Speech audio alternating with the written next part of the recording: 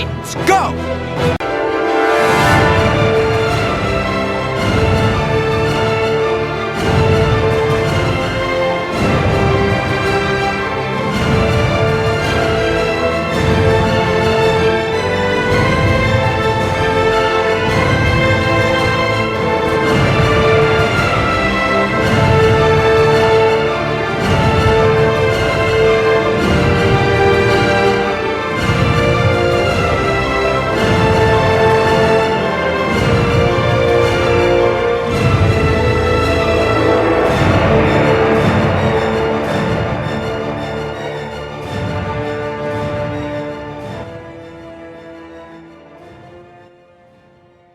Hello again, everyone. Welcome back to Titan Talk, the Titans podcast.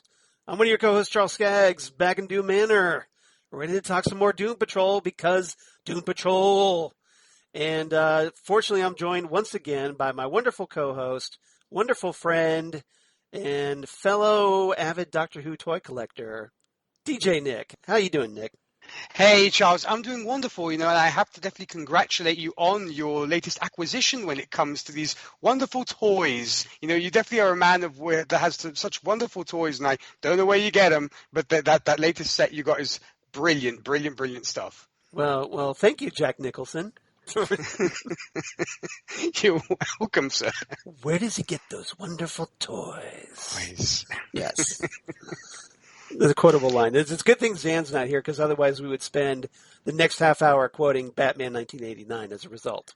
So, yes, but we are not going to quote Batman 1989. We are actually going to talk, believe it or not, we are talking here at episode 57, Doom Patrol. The 7th episode of Doom Patrol Season 2 came out on July 23rd, 2020.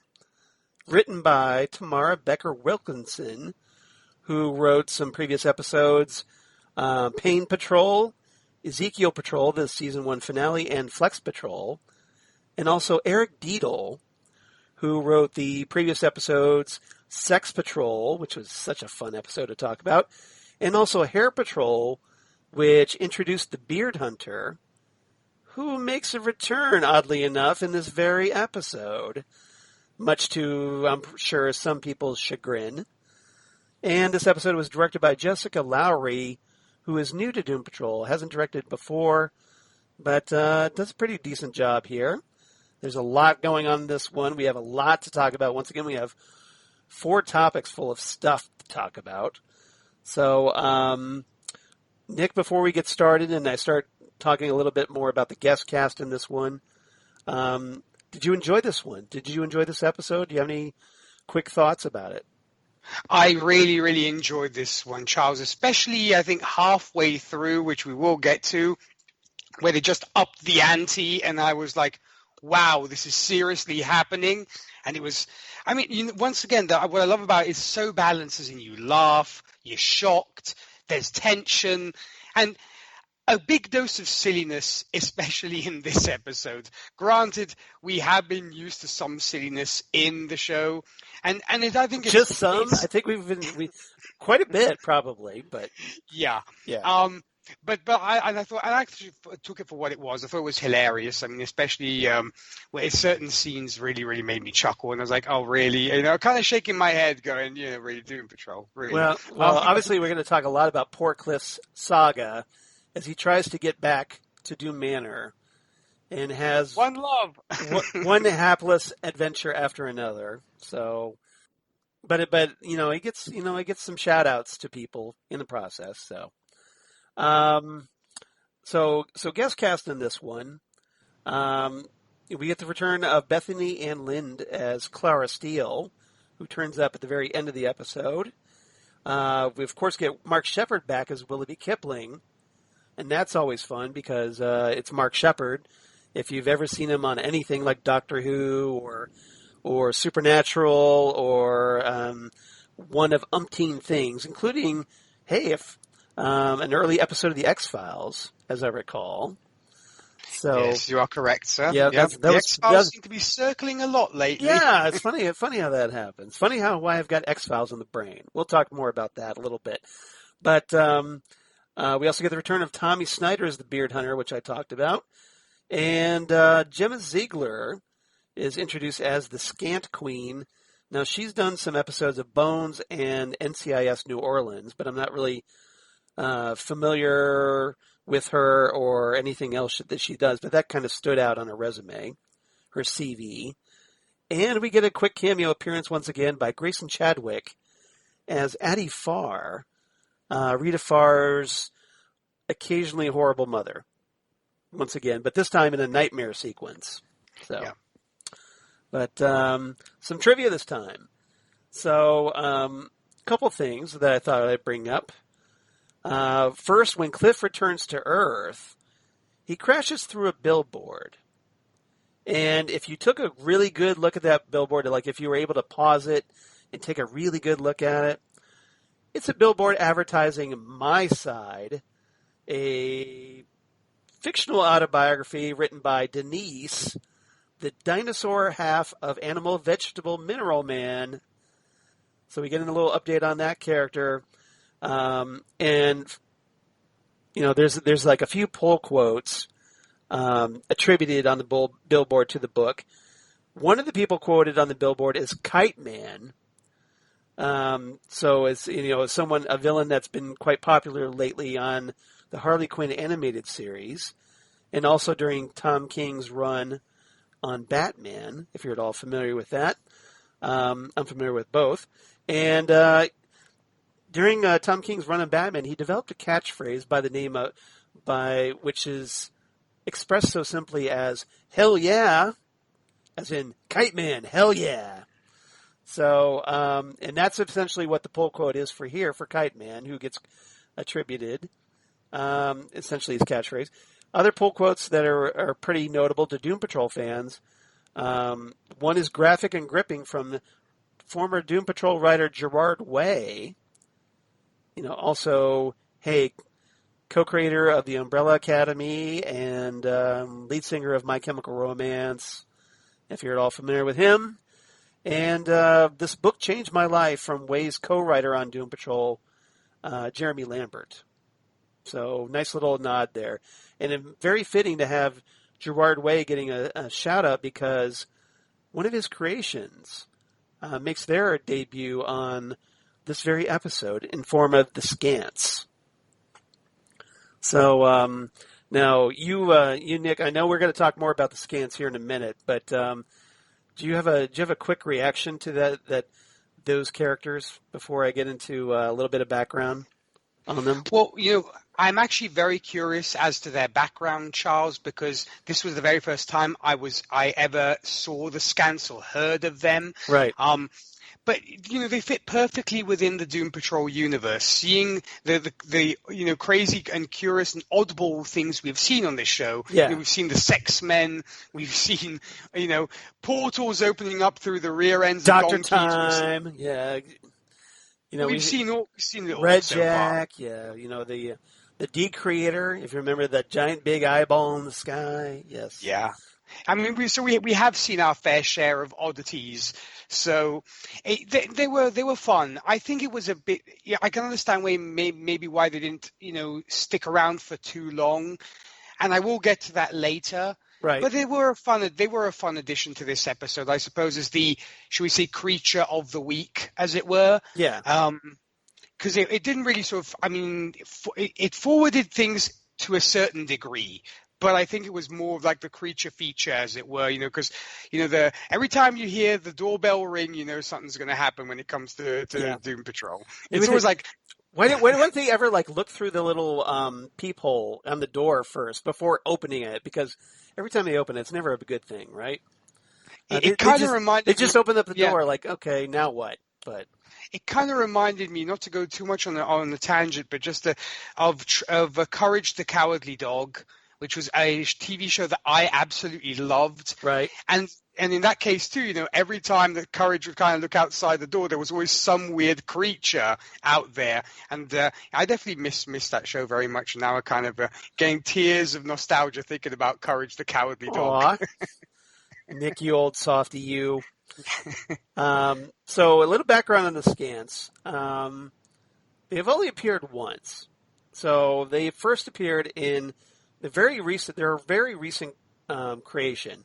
So they first appeared in 2017's Doom Patrol Volume 6, number 7, created by Gerard Way and Mike Allred, who's familiar to a lot of fans from Madman and iZombie. So he was a co-creator on iZombie and did a great run of Silver Surfer with Dan Slott not too long ago that I appreciated because it was very Doctor Who-like in a lot of ways. So as a Whovian, I was a sucker for that.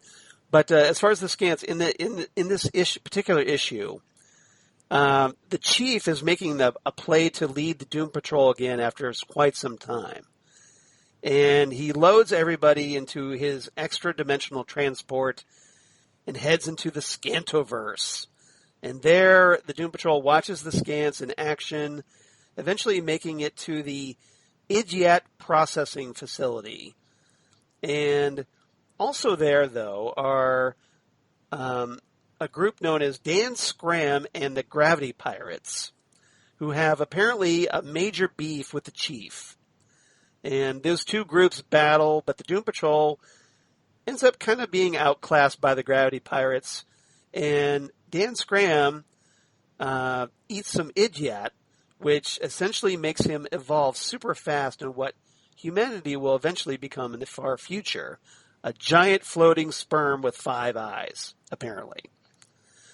So, as Nick is struggling to contain his laughter on this one.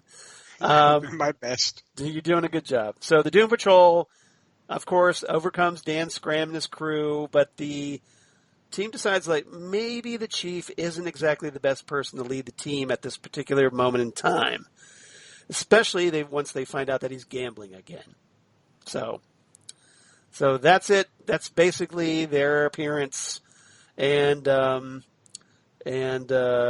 so here they're adapted for television for the very first time, and to rather amusing effect, as we'll talk about here in a minute, as the Doom Patrol struggles to contain their rather horribly bad ideas. So that the Scants tend to infect people with. So, all right. So 4 topics. Big one right off the bat first, because this is a lot of characters kind of intertwined, as I was talking with Nick about. So first topic, let's talk about Larry, Vic, Ronnie, Miranda, the Beard Hunter, and the Scants. So essentially we have the Doom Patrol getting a crate from the Eisman Museum that shows up on their front door and marked with big block letters, underlined and bolded and whatnot, do not open.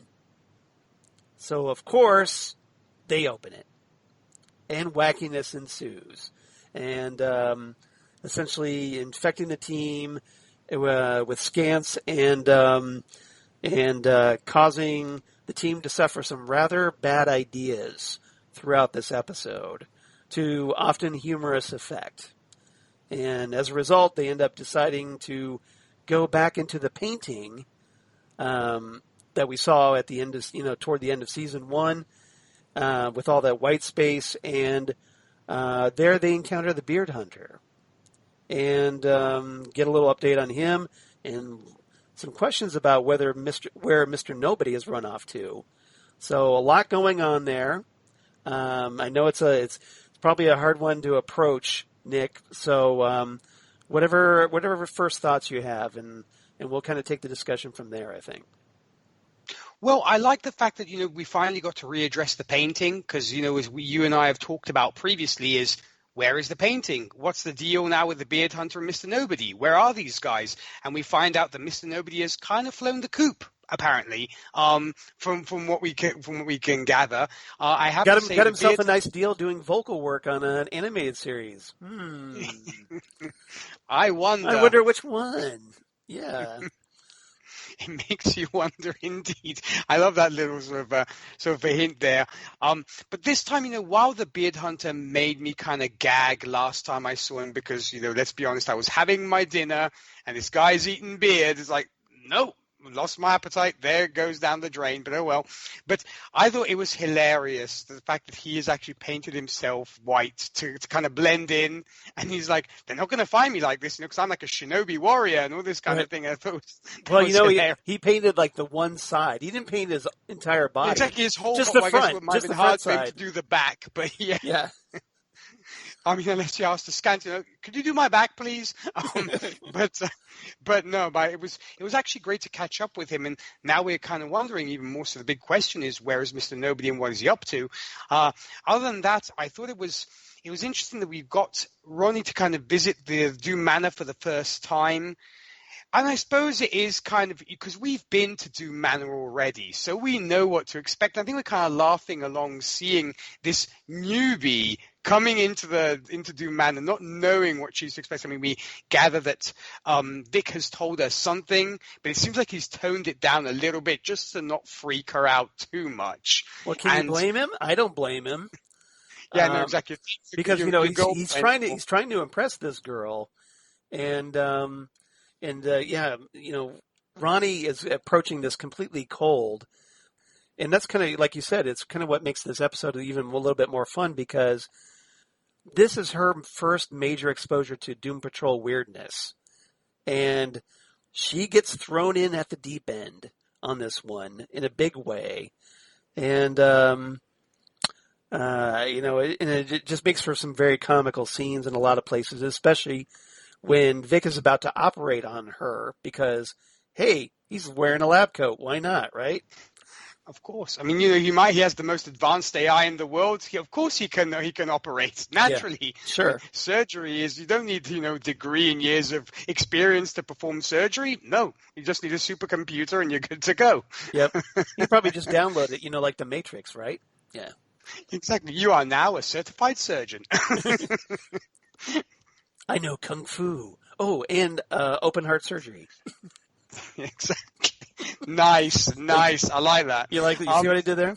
Yeah. I did. But what I thought also, in all this craziness, of course, we find out later that everybody's kind of been taken over by the Scants, as it were. Infected, yeah. And they've been infected, and the fact that seeing Larry and Miranda going to the hospital, because obviously, once again, talking about a bad idea. I mean, I know I might sound like I'm a little bit all over the place here, Charles, but it's very intricate. There's a lot of interwoven characters in this one, so yeah, we're going to probably be we're going to be back and forth a lot on this one, I think. Mm. So no worries. I mean, because we know obviously he's super depressed, obviously, because he wants to go and see how Dex is doing, because he feels he is to blame for what's been going on and so on. He wants to check in on Dex, but he couldn't but laugh. It was just hilarious. I mean, how in the world do you think they're not going to recognize that when you're wearing a mask that makes you look like the Invisible Man, and you just have a lab coat on, saying I'm Dr. Train? It's like, exactly. Dude, seriously. Well, the funny part is they're waltzing in there, essentially behaving like they're stoned. And, that poor judgment you would probably expect from someone who was high. And they waltz in there, especially with Larry, like you said, he's wrapped in those bandages, looking more like a patient than a doctor. And, but hey, he's wearing a lab coat, so I guess, yeah, I could pull this off. And he's so confident about it. He's so casual. And he just this is patient stat. Yeah, exactly. That's what you say, right? Stat. Yeah. And Flid is helping him, but Flid appears to be affected as well. And it makes for like a very amusing sequence that becomes a little bit sad and a little bit tragic because as we find out, Dex is no longer there. Dex has been moved. Dex left the hospital, so Larry is kind of left, ponder that for a while in his room. So not sure how to proceed, probably. I actually had a question for you, and I actually wanted your theory on this, Charles. Right. The fact that when our characters are infected, yes, Miranda does not seem like she's infected, but when she switches, the other personality, Flick in this sense, seems to be infected. Do you have any idea for that? Because I was wondering whether it was kind of like gas seeping into the underground, and so the personalities who were in the underground got infected, but Miranda didn't. It seemed a little bit odd to me. But like, why would Miranda be affected and Flit? Or excuse me, I had it backwards. Why would Miranda not be affected and Flit is affected? Is what? I was trying to think about that, and then the only thing I could think of is that maybe because Miranda threw herself in the well. So she's kind of a different version. Or just because of her particular superpower that she has. Okay. So she's immune to it, maybe. Well, because with Crazy Jane, each persona has its own superpower. Certainly, yeah. So the question is, what is Miranda's superpower? And maybe whatever ability she happens to have immunizes her against the Scants somehow. That could very well be. I mean, unfortunately, like you said, we didn't get an explanation, so that's probably the best one I could offer, I guess. Yeah, because that was the only thing I was sort of wondering outside of them, but it was just great, and we got to see a little bit more of Miranda, and it seems like she is and she was also nice. Yeah, and she was also introducing herself to the Doom Patrol. She seems like a genuinely nice person. I mean, at least here, she seems like she's genuinely nice. At least here. So we'll have to wait and see. But she definitely tries to make an effort to get along with everybody. She's making everybody pancakes and trying to ingratiate herself to everyone.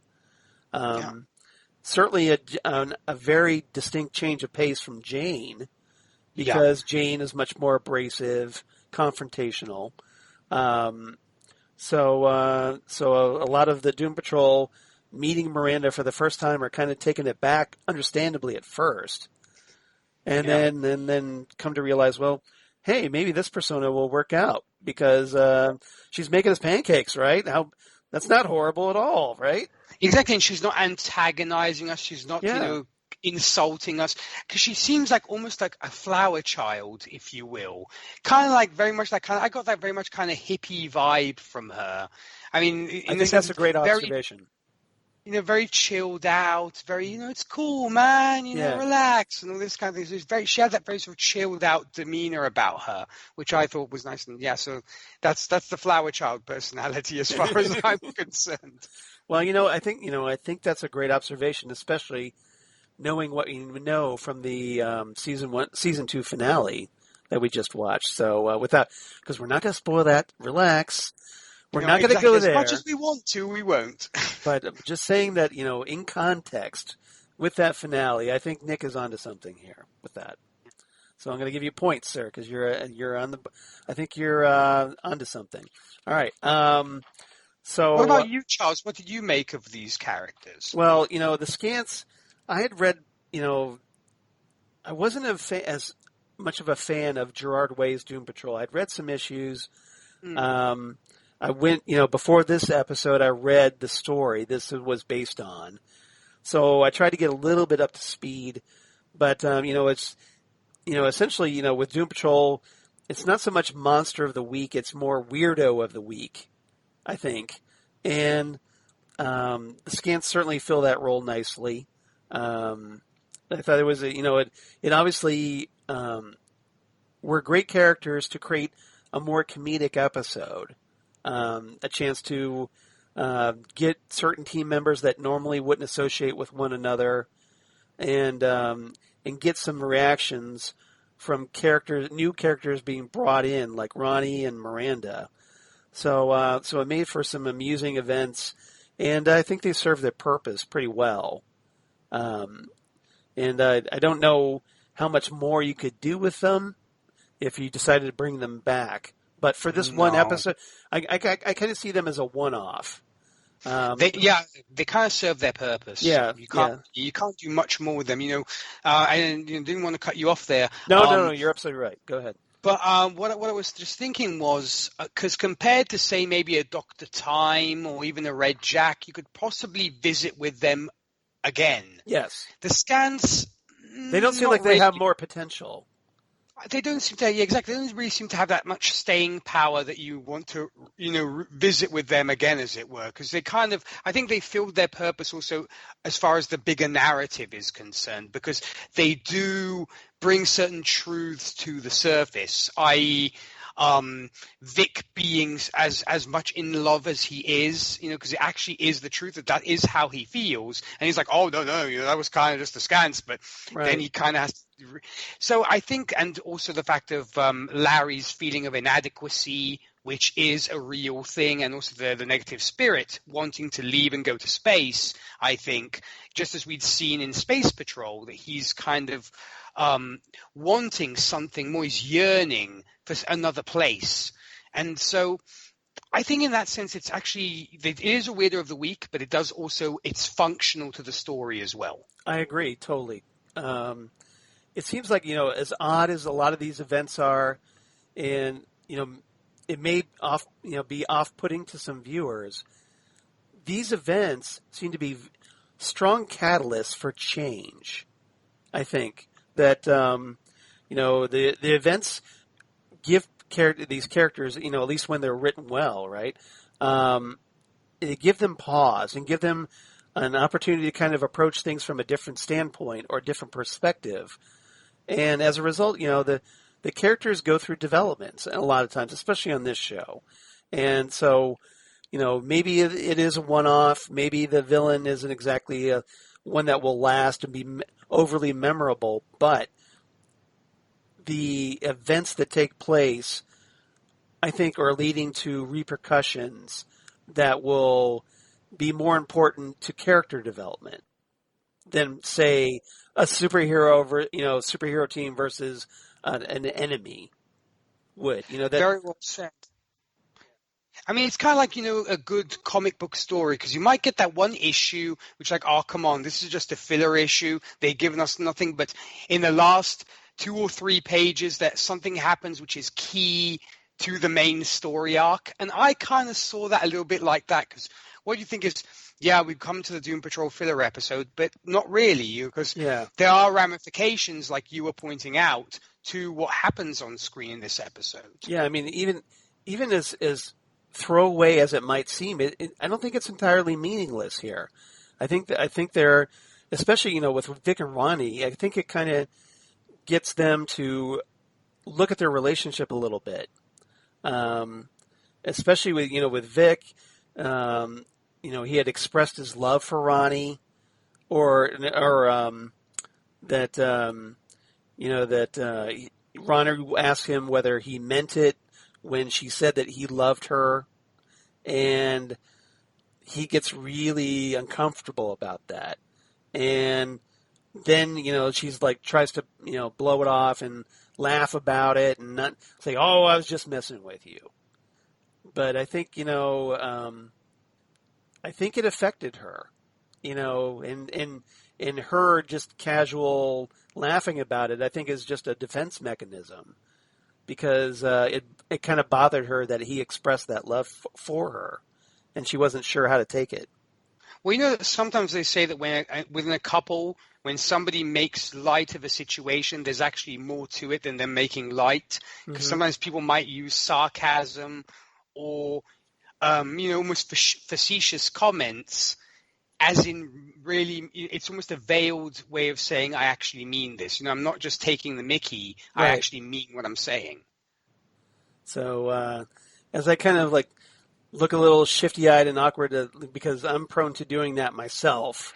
So I kind of understand that a little bit. It's kind of my own defense mechanism, in case you hadn't noticed. So now, something I did want to ask you about. What did you make of Roni taking that bottle of Uma jelly without anyone knowing? You know what? You flipped the question on me, because I was actually just thinking that. I'm like, I'm actually going to pose that question to Charles, but boom. Checkmate, checkmate. I got you first. Yes, you did. Well, it kind of confirms what you had kind of revealed to myself and the listeners in our previous episodes of the fact that Roni is actually the male version of Roni in the comics is actually a villain, and some things that she's up to no good. Yeah, because you can kind of see that look in her eyes when she's looking at the vial, as it were, of this image, and kind of like, I wonder what I can get up to with this. Right. And we know that she kind of misses her abilities, and we kind of haven't get an idea of what this jelly can do if somebody ingests it. So you wonder what she's up to right now, and it's kind of like that dark moment, because you can almost see that even the light from the fireplace is the room is barely illuminated. It's almost that effect of something dark is happening. I think that's also a directorial choice of to create that darkness is coming. Create that sense of foreboding. This is something that we should be paying attention to. It's a serious moment and something that will be addressed more later on. Yeah, I mean that's a typical scene that usually you get when you have a fireplace and there's usually the kind of the dark shadow, as it were. Yes. It's either you're preparing for a major love scene or it's going to be something bad's about to happen. Or it's Palpatine working behind the scenes to get rid of the Jedi. I don't know.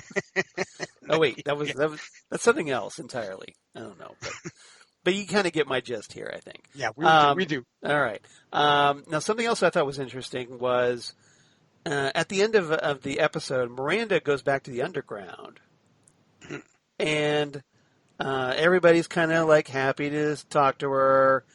Jane's there. Kind of being compared to Miranda. Everybody's fawning over Miranda. And, it's her hero's welcome. So Jane's just like, what the F, right? And Pretty Polly kind of pulls Jane aside and tells her that Scarlet Harlot didn't show up at book club, which I think is hilarious that the various personalities inside Jane's head have a book club. And I can only imagine what book Scarlet Harlot would choose. Maybe 50 Shades of Grey? I don't know. I would think Sybil. Just saying. Oh, Sybil. Right? There you go.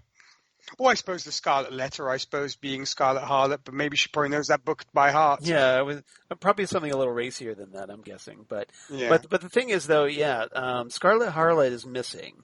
So Jane goes to Scarlet Harlot's station, but it's closed. And we know what that means. That means that, the personality isn't there anymore. So the question is, why was the station closed? What happened to Scarlet Harlot? And, you and I know because we've watched ahead, but it's very important. So for the sake of this episode, so many questions. Exactly, so many questions. I know I'm kind of like destroying the mystery entirely here, but it's you're fine. We kind of left there.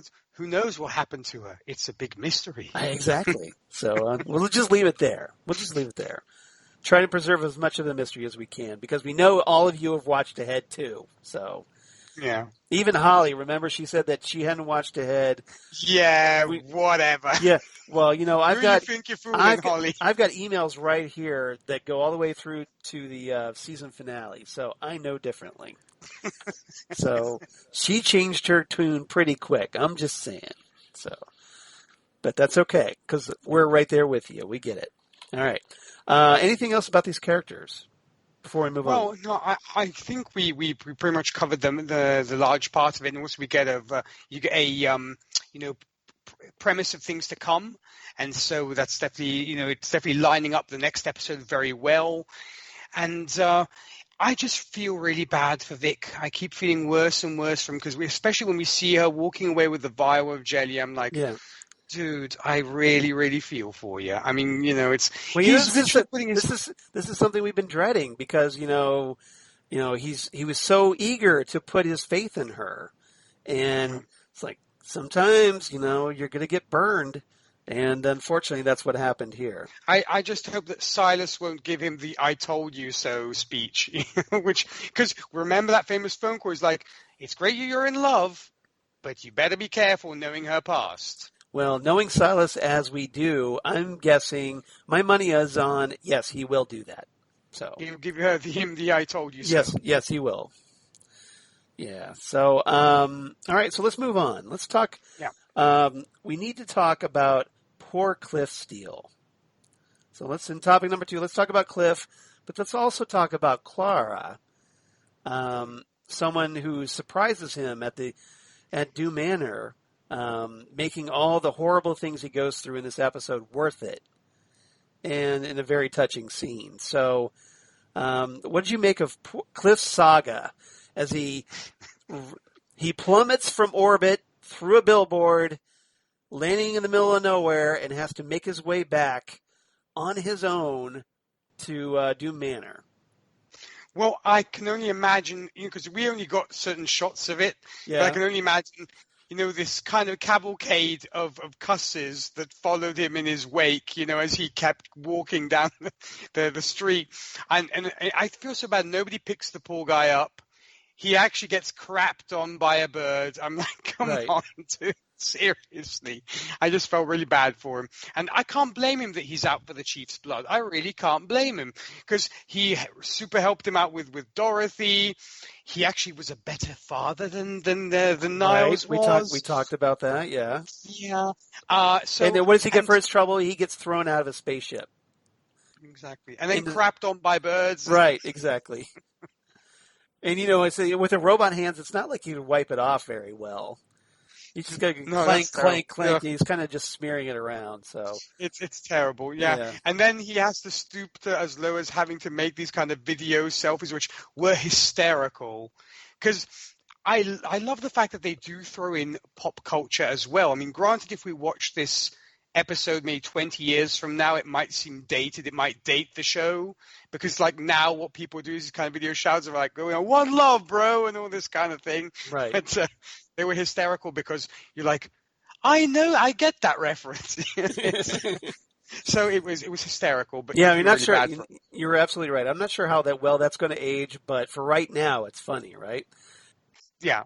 I have to wonder why didn't any cops happen to see Cliff walking, excuse me. You think the police would have gotten involved at some point during that journey, but somehow, maybe it's because he was walking through a lot of woods or whatnot, trying not to get noticed. You do see a few cars passing by, so it's like, right. I don't see how a living, talking, walking robot doesn't stand out. Yeah, you think somebody would at least drive by and go, kind of do a double take, and Cliff should be waving hi, can I get a lift or whatever, and then maybe they would drive off. But you think they would at least stop and take a good look first, right? Out of curiosity, if nothing else. Yeah. Cliff makes his way back. He runs into that guy, that complete douche that tries to get him, basically lets Vic use his lets Cliff use his cell phone, but only in exchange for doing shout outs over the, recorded through video.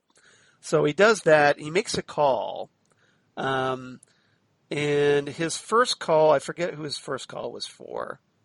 I think it was, he actually called the diner, I think it was, to see if his daughter was there, but it went to voicemail or to the answering machine. I think you're right. And so that doesn't work. And then he ends up calling Clara's house. He has to do, essentially the deal is now with the guy, well, one cell phone call per shout out. Yeah, because I'm trying to actually remember, because at one point he calls Dew Manor, but I think it's the second time he calls Dew Manor. Yeah. And we see... There's nobody there, but the sex goes happily bumping around. Yes. Yeah, so then the second call was to Salty's bar, and then he leaves the message. That's it. So he leaves this long message about how you had this chance to have me in your life, but you threw it away. And then he realizes, well, that's not the greatest message, but then it cuts off. He's not able to record another shout out, apparently, to do a message to correct the first message. But and he gets the lamest bro talk from that other guy, right. Once that is over. And then the guy drives away. He could have the guy could have given Cliff a lift, but he didn't. So the Cliff chases after him, and at that point he realizes his legs are working again. And he's like, well, I guess I got one more shot at this, and continues his walk. Like he's walking the earth like Kane in Kung Fu, to use a Pulp Fiction reference. And eventually makes his way back to Doom Manor, where he finds, you guessed it, Clara. Yeah, surprise. I mean, you wonder how long it took him and where in the world he was. I mean, granted, as I said, we don't get to sort of understand the passage of time, but, you wonder whether a whole day went by or a couple of, it was just a matter of hours. I like to think there's a lost episode of Cliff's adventures while he was walking back. Well, I so want that now. That would be hysterical. Wouldn't it? I mean, you could just do meanwhile, like back in season 2, Cliff was doing this, and you can almost tell an entire fill-in episode of Cliff's misadventures on the road trying to get back to Doom Manor. See, I mean, not to open a long parenthesis, that would be a great Twin Peaks crossover. He meets the guy who's high in the woods. That would be perfect. You mean by the name of Jerry Horn? This guy? I think I'm high! I mean, I don't know why, but it would just make me laugh like crazy. Seeing this guy walk around going, I think I'm high, and he sees, this robot walk by. It would be a great little mini crossover, I think. That would be fun. Well, what would be even funnier is if Cliff lost direction and he took the wrong turn at Albuquerque or whatever and ended up in the Pacific Northwest where Twin Peaks, then you can have him come back. What the F? Yeah, exactly.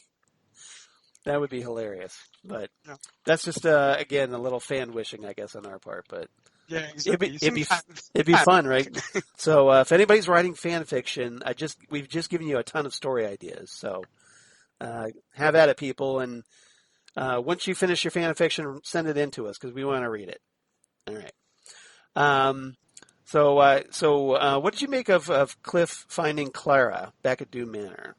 It was beautiful because you think that finally his time has paid off, and he's gone through, father school, as it were, and gotten his diploma, I think, with Dorothy. Right. So I think he's ready to finally meet her, because when last time he met her was not under the best circumstances, and the approach was definitely not Father of the Year award winning at all.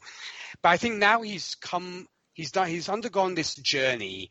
I think now he's ready to do it. And I was just so happy because finally something good happens to a member of the Doom Patrol. And It's about bloody time.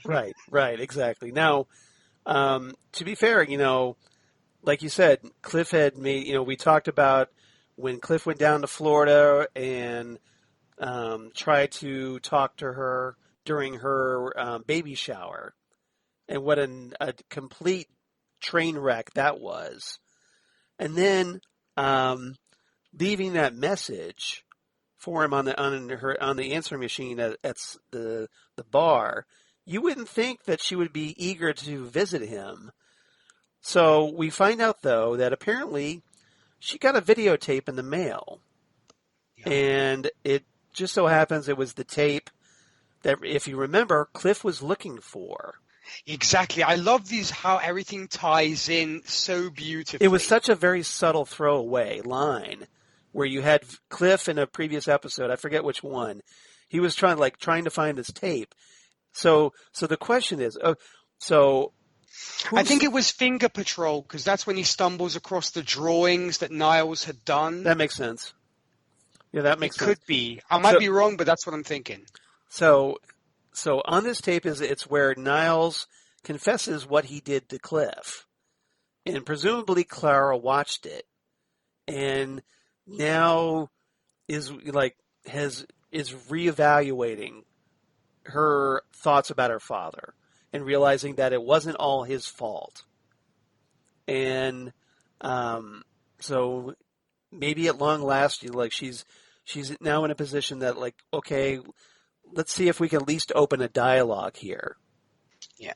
And so the question is, who do you think sent her the tape? Ooh, that's a very good question. I have a theory. You do? I do. Because I'm trying to think, because the only person that might know where Cliff couldn't find the tape, so he couldn't have been the one who sent it. No, of course, because, to maybe do some rather shoddy detective work on my part. Right. The only person that might possibly know where she lives would be Jane, because she has been there, so she would know where it is. And knows what that would mean to Cliff, perhaps?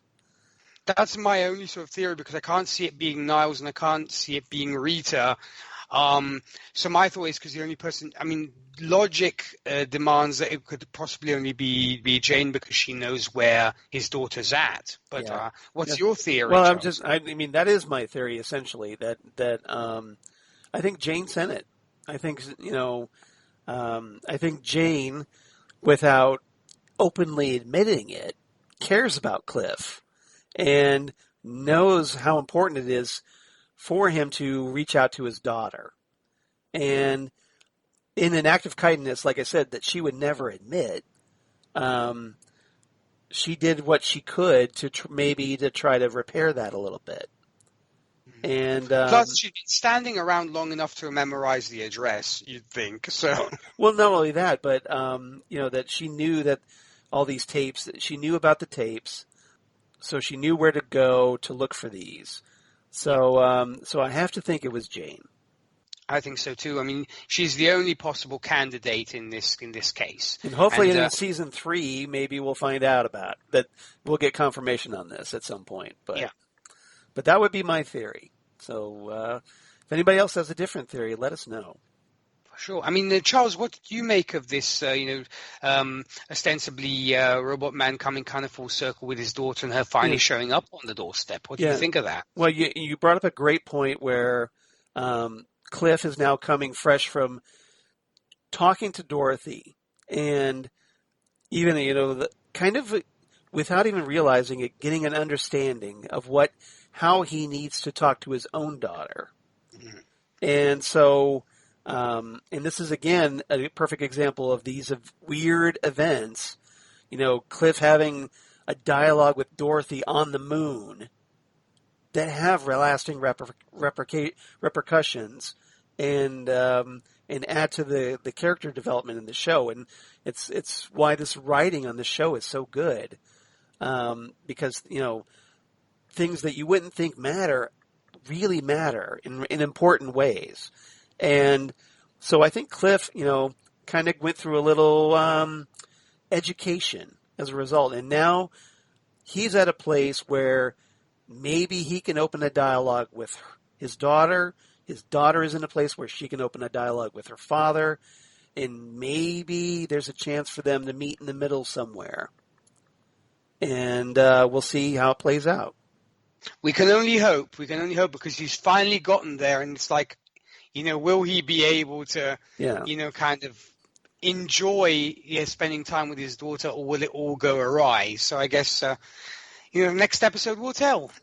Yeah, and obviously his relationship with his daughter is now obviously a little more complicated than bringing her a stuffed animal. There's so much more now. Right. It's a whole entire box of stuffed animals at this point that's been opened. I don't care how fluffy it is.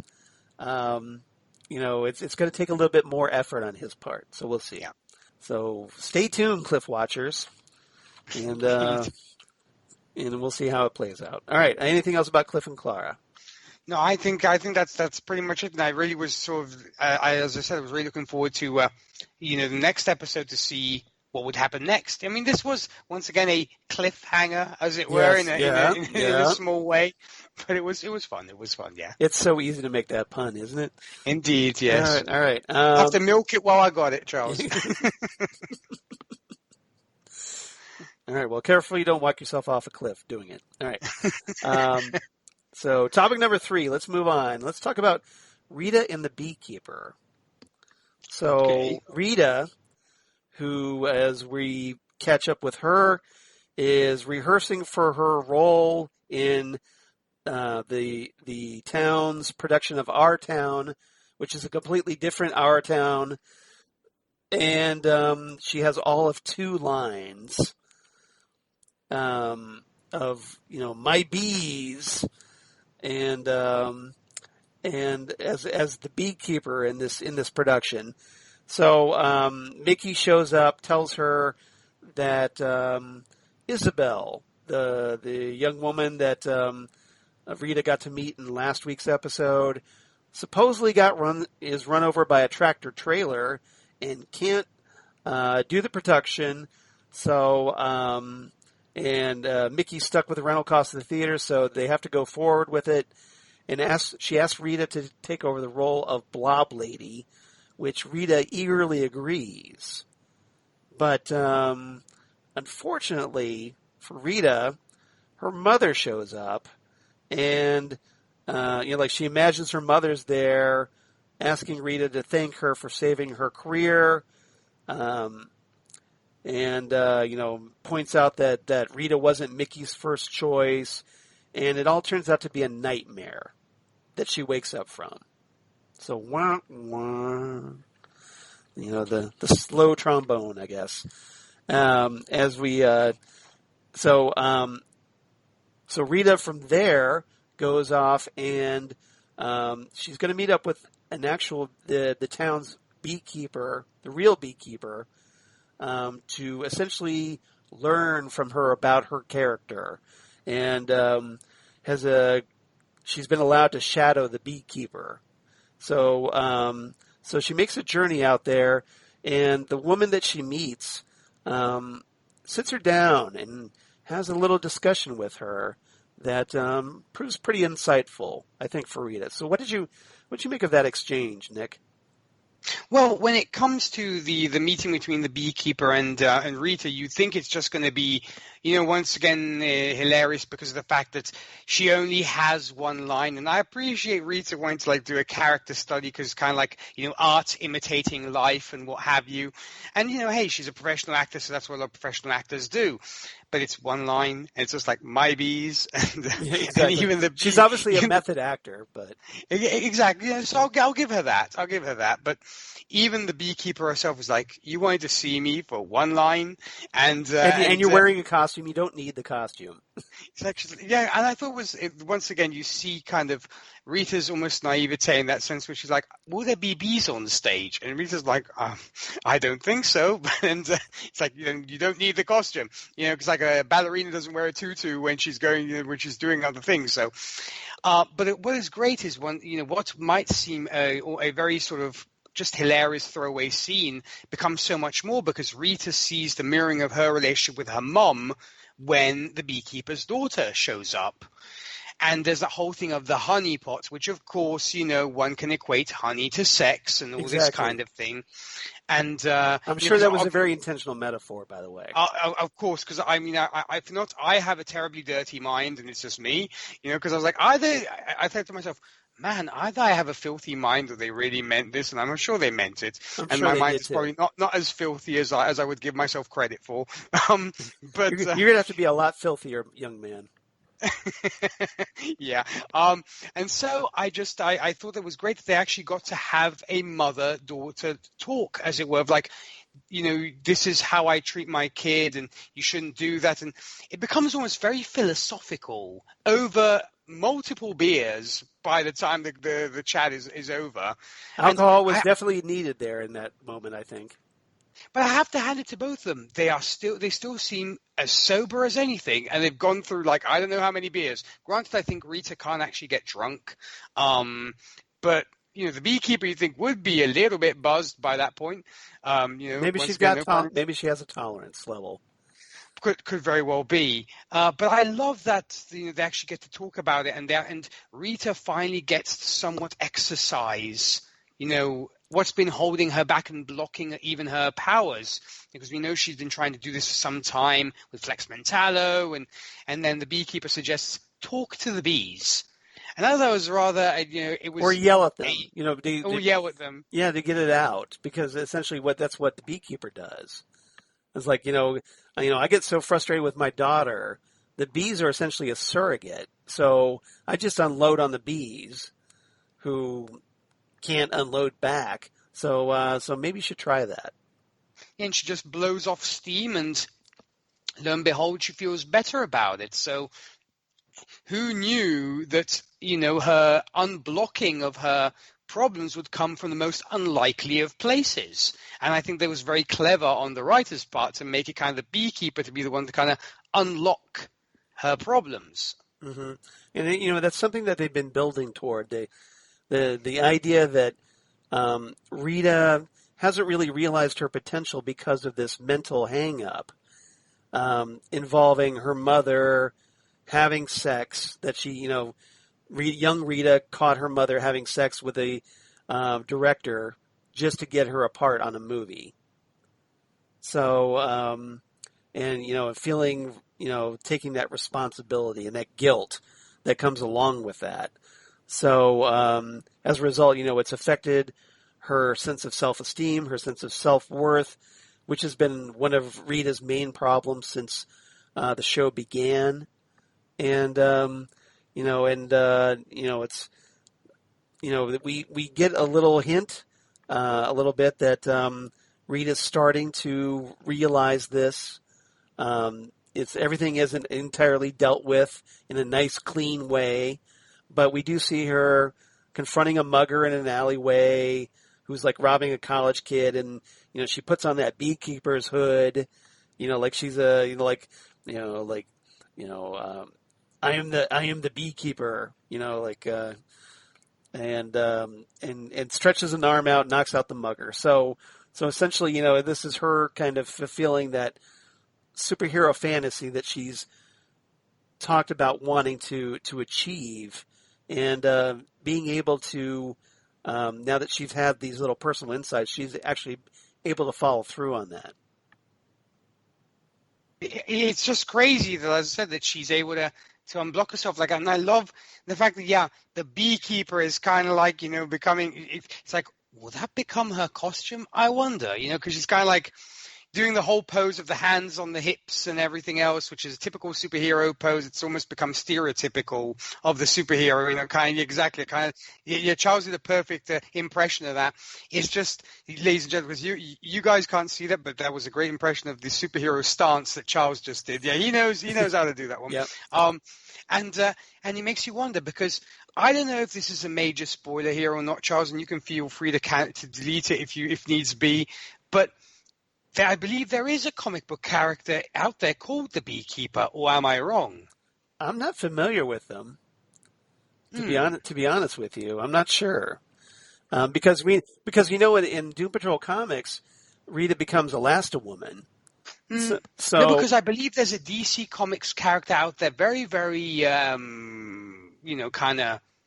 like a C-list, D-list, etc., actually called the Beekeeper. There is a Bumblebee, but I don't know about the Beekeeper. I'm kind of curious. I'm kind of looking this up really quickly. I know we're on the recording this, but I'm kind of dying of curiosity, so apologies to everybody. So there was a villain by the name of the Beekeeper, apparently. Unless it's a homage to that, because I don't know. Because I remember when I actually watched this episode. There was the Queen Bee as well, who's also a villain. Yeah. Yeah, I don't know. I don't know what you're thinking of specifically. I don't know, because it's odd. Because if you find out, you're going to have to let me know, because I'm dying of curiosity. Yeah, because I recall when I watched this episode, the next morning I usually check my phone for news and stuff that is related to, because I have, the various, these phones are as smart as anything these days. They just give you obviously suggestions on articles that you might be interested in reading.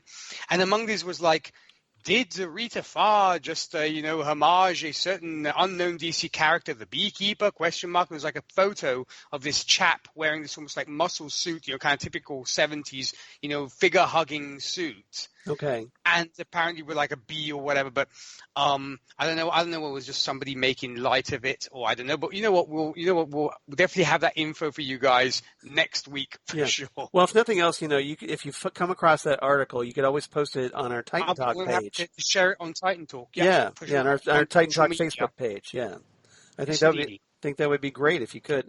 All right. Anything else about Rita and the Beekeeper? I was just so happy to see Rita kind of slowly but surely come into her own, because she's also having a major confidence boost here, and she needed it. So I'm glad that at least for Cliff and for Rita, it's hopefully the start of something good.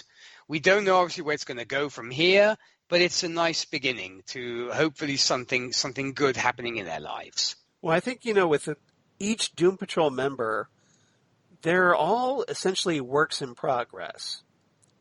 They may have like one issue here, one issue there, but there's always something apparently for them to be working on.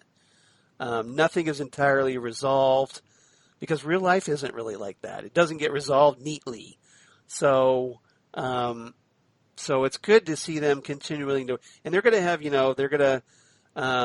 they'll have their ups, their downs, their relapses occasionally, and having to overcome those. But yeah, just, it's kind of great to see, that, these characters, are just, they're constantly striving to be better than they were.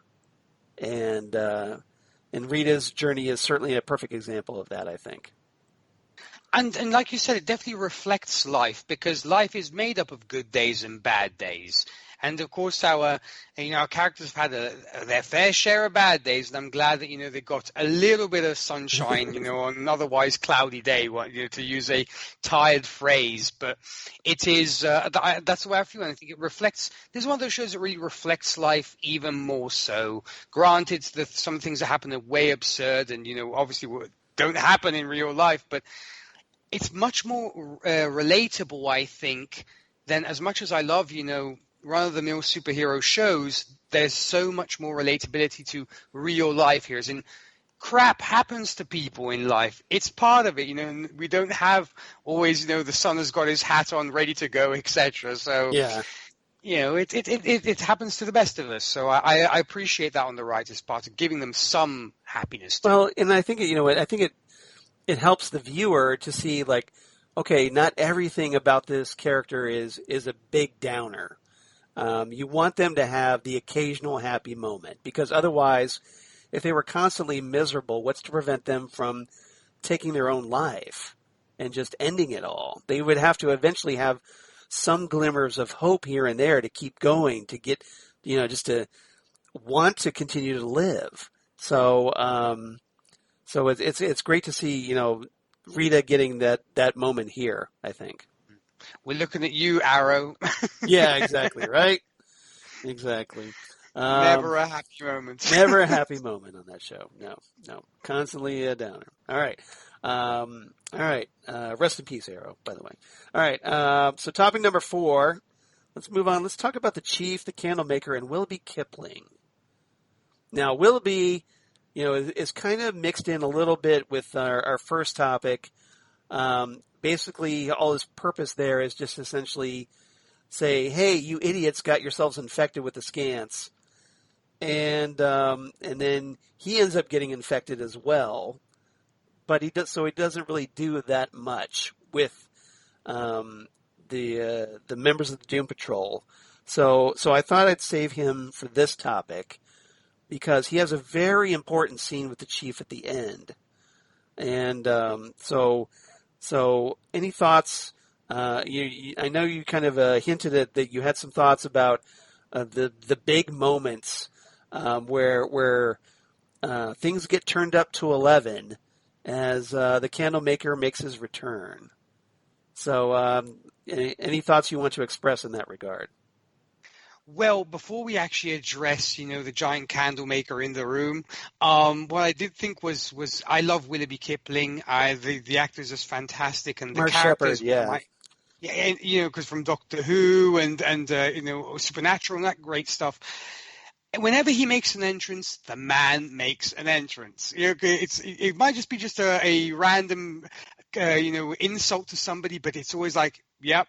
Kipling just entered the building, so I thought that was hilarious. And funny story, the mask, of course, was just hysterical. Of course, with the obviously shaped like a butt, of course, was funny. Yes. And speaking of which, the little movie that our characters watch, provided by the Knights Templar, made me think of DC's Order of Saint Dumas, which are, of course, part of the Knights Templar, where Azrael comes from. And I wonder where they were kind of spoofing, the Order of Saint Dumas, and, of course, the Knights Templar, which plays a big part in the Batman universe, especially when it comes to Azrael. So I thought, as a Batman fan, I saw that as a fun kind of parody of the way the Knights Templar conceals these secrets.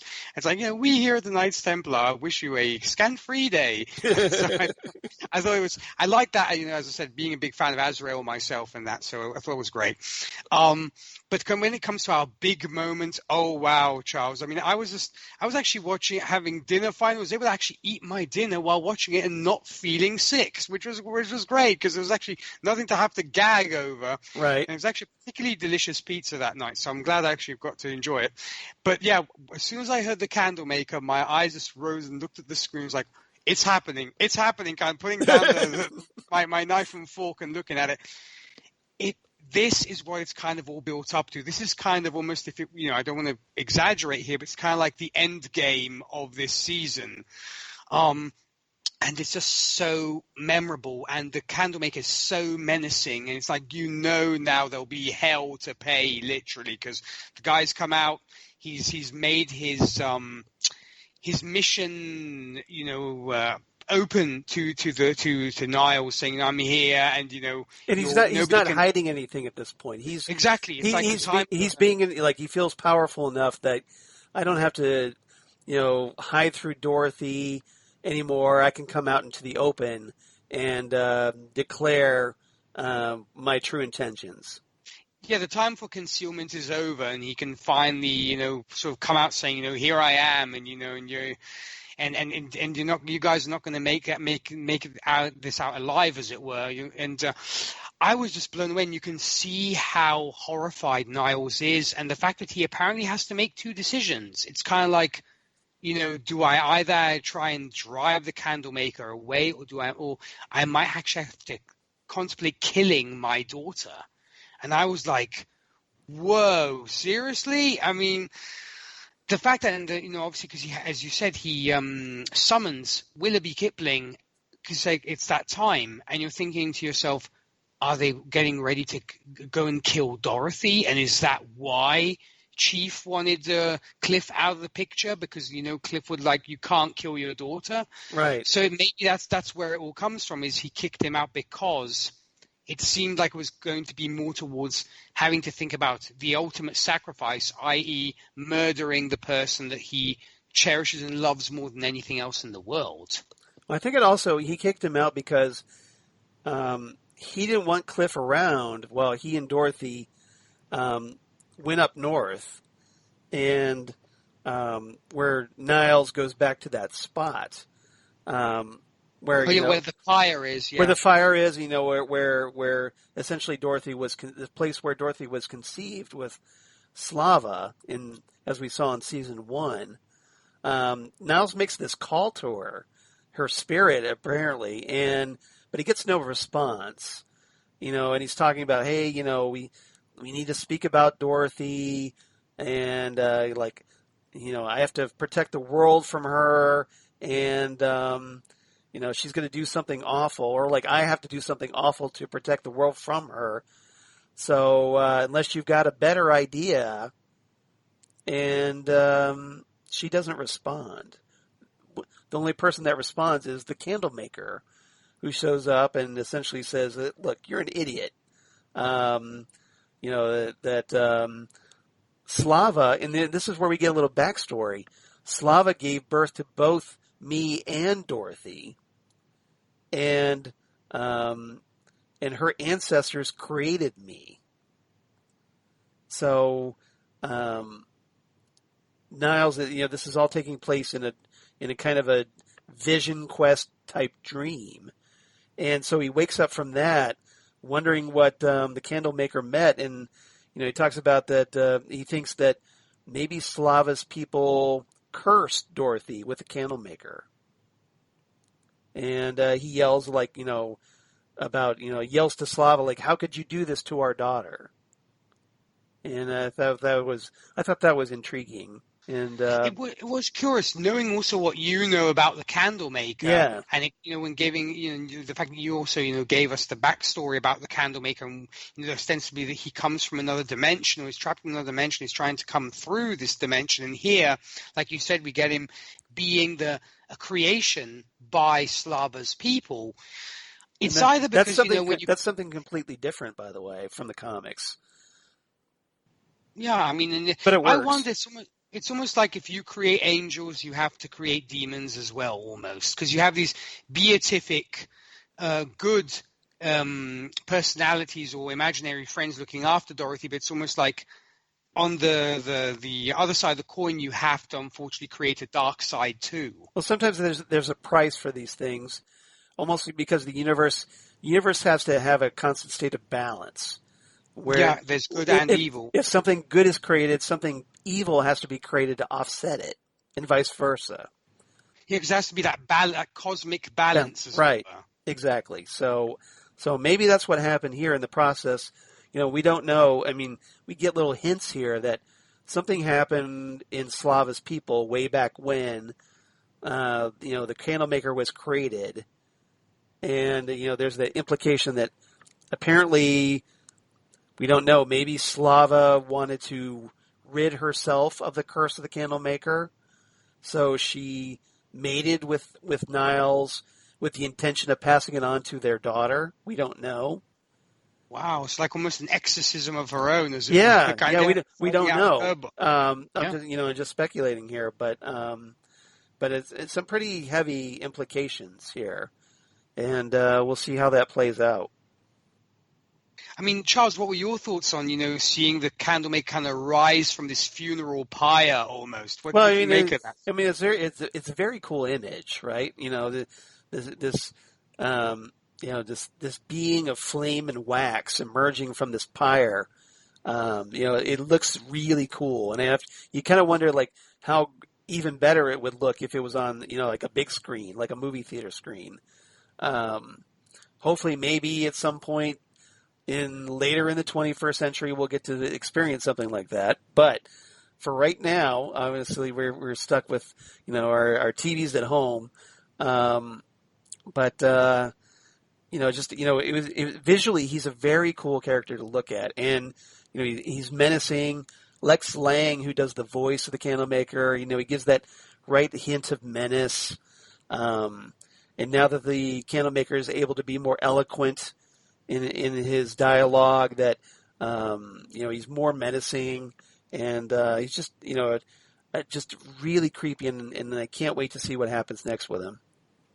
Oh, you and me both. I mean, when I actually watched this episode I'd seen the titles of the episodes, and when I saw that last episode was Wax Patrol, I was like, whoa, this is going to be good. It's on. Yes. Yeah. It's about to go down. So, yeah. Yep. And obviously, we're going to talk about that more in a couple episodes from now. So, stay tuned, Titan Talkers. We'll get there. Don't worry. Some funny moments with Willoughby that we didn't really talk about, but there was. I wanted to address because we were talking about Willoughby and making that later he talks with Niles about helping him kill Dorothy, but there were some funny moments as well with Willoughby. There's that hint that apparently Willoughby has a thing for Baphomet. Mm-hmm. Yeah, he's got this. If you remember this fetish. If you remember from season 1 when Willoughby Kipling first appeared, Baphomet was this horse head that kind of appeared as an oracle, and we find out more that apparently Willoughby apparently attracted to Baphomet. The Scant Queen kind of teases him about it, says like, that Baphomet will never love you, and I thought that was just hilarious. With all this craziness going on, and with all the craziness with the Candlemaker, Willoughby Kipling just has the hots for Baphomet. I thought it was hilarious. Well, and he even writes her a poem like on the phone, in the phone booth. There's actually a very, very weird poem. In blood, no less, right? Yeah, I actually stopped and read that poem. I was like, come on. I mean, it gets kind of racy. It's kind of odd. And it's like, but at the end of the day, I guess if it's consensual, you're free to love who you choose, I guess. One love. No, just kidding. Yeah, one love. Exactly. But, I'm not sure if that would be considered bestiality or necrophilia. I don't know. It's all called necrobestiality. Necrobestiality. There we go. I don't know if we just invented that word, but it's a cool word. I like it. Necrobestiality. Hashtag necrobestiality. All right. On that note, is there anything else about this episode that we missed? No, I don't. I know we covered a lot, so I'm just kind of almost like flipping through my brain, thinking of what we got here. I think we pretty much touched all the highlights, and I think it definitely sets the stage for some big things in the next episode. Indeed, and I just really, really love this episode, Charles. It's such a strong season. Yeah, I mean, it keeps escalating things, and obviously these next two episodes are very important, and we'll find out how next, very shortly. All right, let's talk about favorite quotes. Do you have any favorite lines of this episode? Indeed, I do. So among these is the exchange when Roni first arrives at the Doom Manor, and they meet Miranda, and Miranda's like, "What's up?" And Roni's like, "Well," and Vic's just offered to perform surgery on me, and Miranda's like himself, and Larry's like, "Anything we can do to help?" And Vic's like, "Hell yeah, you're already dressed like doctors." That was fantastic. That was good. And also, the dude, as it were, because I think he's credited as the dude when he meets Cliff, and the dude is like, "No way, a talking statue," and Cliff's like, "I'm not an effing statue, I'm an effing robot," and dude's like, "Whoa, robot, can you move?" And Cliff's like, "Not at the moment," and dude's like, "I don't know, dog, sounds like something a statue might say." That was great. There were a lot of great lines in this. Yeah, and then the last one was the beard hunter to Miranda when they get trapped in the painting. Yeah. He's like, "Listen, little lady, I'm a self-trained shinobi warrior and a semi-professional Fortnite streamer." Another, reference to today, of course. Yeah. So if anyone knows how to stay hidden, that's the quote that I like. So yeah, I think 20 years from now, I wonder if people will still be playing Fortnite, but it works for this time period. I kind of doubt it, but maybe in that nostalgia sense, because. I remember Fortnite. Yeah. Well, you always make the finish him reference from back in the day with Street Fighter or whatnot. So maybe at least they'll catch the reference. So many great lines in this one. Roni with Vic saying, "Look, when you said you lived with a mummy, I thought you were exaggerating," and Vic goes, "Oh hell no. If anything, I downplayed most of what I told you about this place." That was good. I love it. Willoughby Kipling saying, "You don't need a torso to have a heart." Aww. Obviously referring to Baphomet. The Templar narrator going, "Becoming infected by scants is extremely dangerous, as the bad ideas will compound and lead to death, dismemberment, and more death. Thank you for your kind attention." Yes, we love the Knights Templar. I actually want more kind of educational films from the Knights Templar. Those would be great, wouldn't they? Yeah. I want more of those, just like I want more Steel and Stone episodes. Oh, yes. Vic checking on Larry, saying, "Yo, Larry, you okay?" And Larry replies, "Not since the early 60s, no." Yeah, that was great. "Oh, negative man, will you ever cheer up?" No. Crazy Jane saying, "You were about to operate on Roni." Roni saying, "He had a lab coat on." Of course. Why not? And a very insightful comment from Miranda to Larry going, Miranda says, Hey, I know I'm new to the group, and I don't know how you handle things like this." And Larry replies, "Well, typically we just kind of wing it and everything works out." Well, I guess kind of like real life sometimes. Yeah, I thought that was good. So lots of great lines in this one. Indeed. All right, what's your rating? I'm going to give this 9 vats of jelly, I reckon. All right. 10 vats of umma jelly, yeah. All right, the bottles of umma jelly, yeah. Okay. Yeah. All right, you really like this one then. Okay. Indeed I did, yes. It was. I guess it got a lot of points for the moment where the candle maker emerges from the burning pyre. You were just like going, yes! Yeah, yes! Oh yes. That was me. Yeah, those geek hormones were like off the charts, That's Charles, awesome. at that point. And I wish I had a camera watching you as you watched that for the first time. You should have done a reaction video. Exactly. Yeah, that would have been fantastic. I like this one just slightly less than you. I give it 8.5 out of 10 crates marked do not open. Nice. So, and then they open it anyway, idiots. What does this button do? Yeah, exactly, right? You knew they were going to open the box. Come on.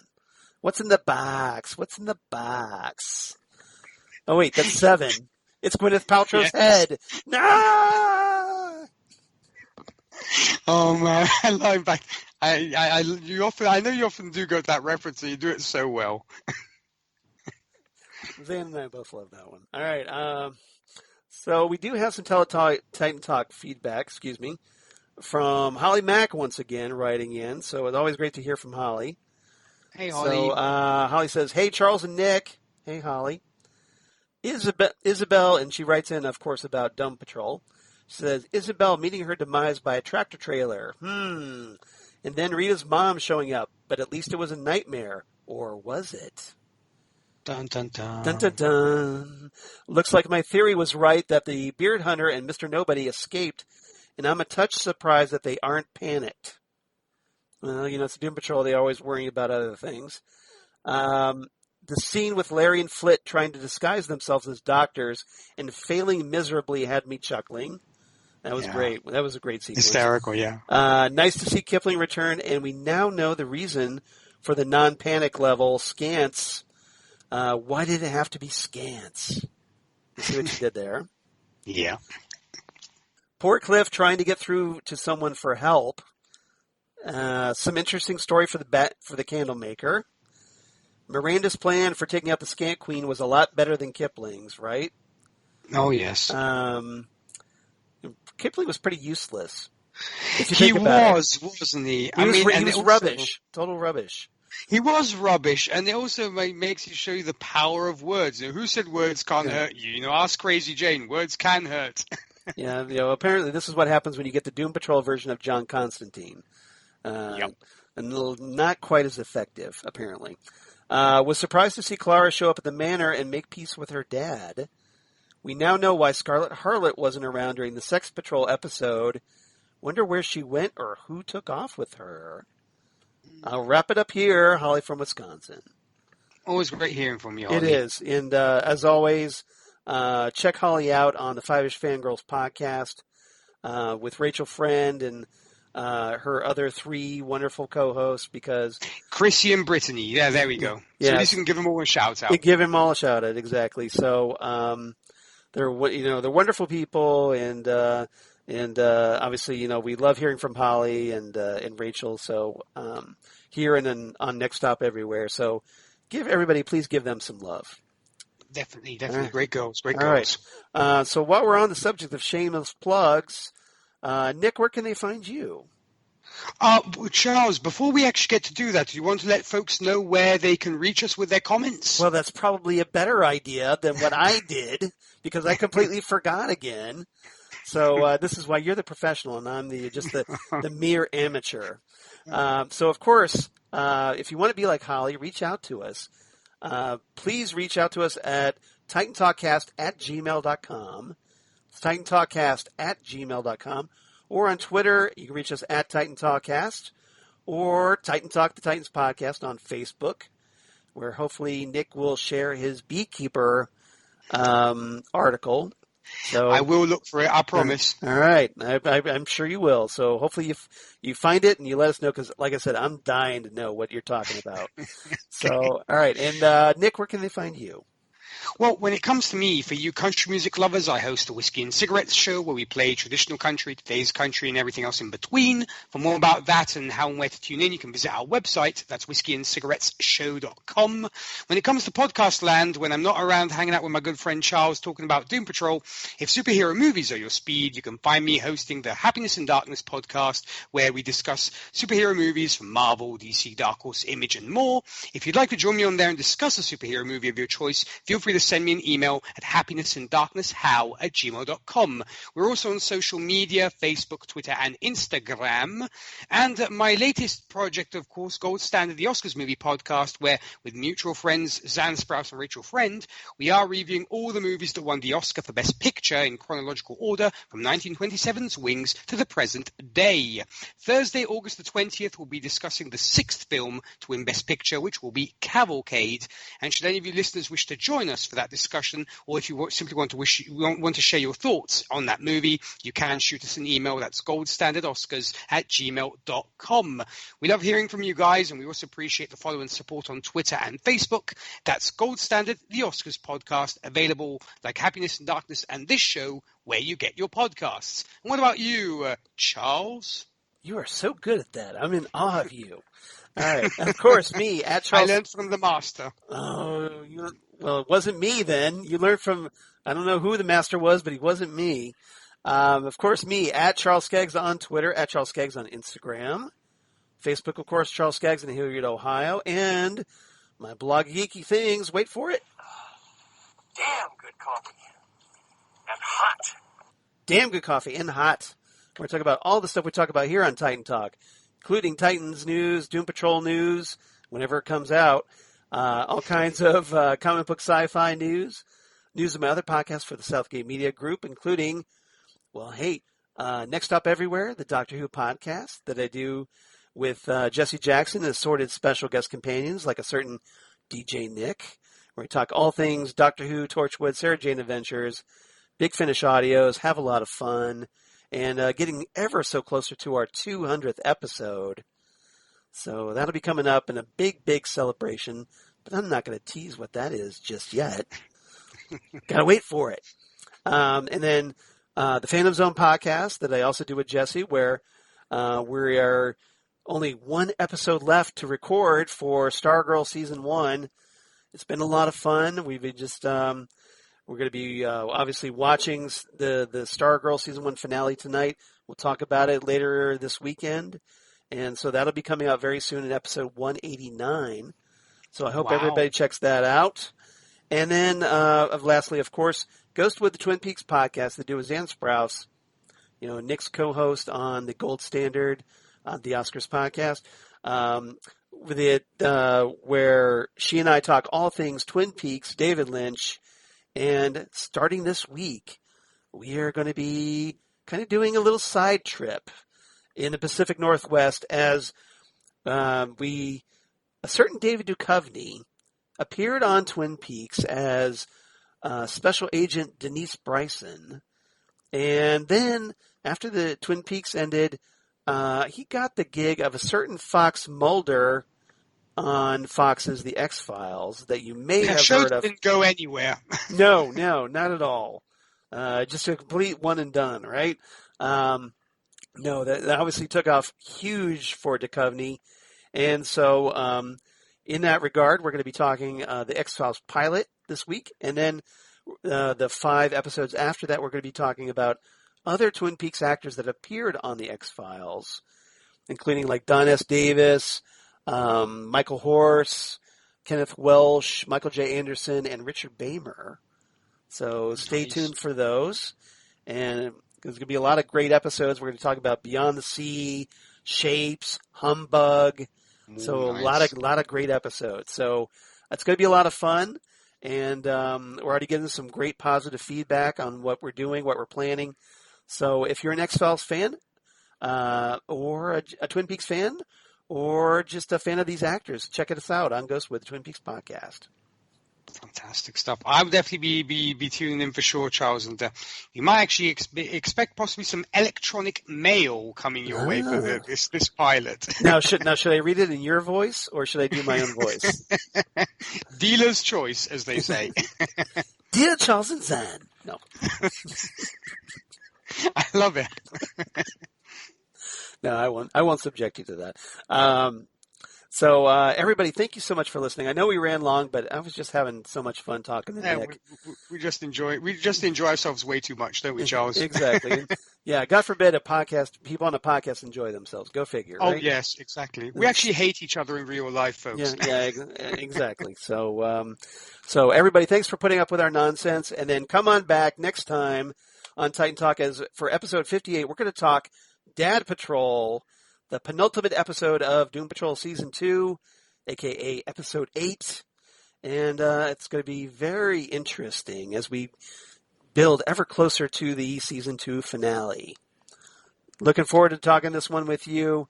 This is obviously a big Chief and Dorothy episode. Oh, yes. And we should have lots and lots to talk about next week. So there will be a lot to unpack as usual, Charles, for sure. Yep. So, Nick, thank you very much for joining me here. Had a lot of fun, as always. And any final thoughts before we sign off?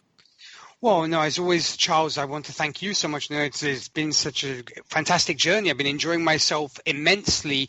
And as always, I want to thank our listeners for supporting us and listening to the show, of course, and, following us on social media. We really appreciate it. Yep. So if you enjoy what we do, please like and share our posts and links and follow us and all that jazz. Review our shows because, hey, that gets people to notice us more in our various endeavors. And, with Nick, I'm sure he'd appreciate that. I know I would. Sure. So, and obviously we'd appreciate it here on Titan Talk. So, everybody, again, thank you for listening. Come on back, episode 58, Dad Patrol, next week. It's going to be big. And we're going to have a lot of fun, and we'll see you next time right here on Titan Talk, the Titans podcast. Goodbye, everybody. One love.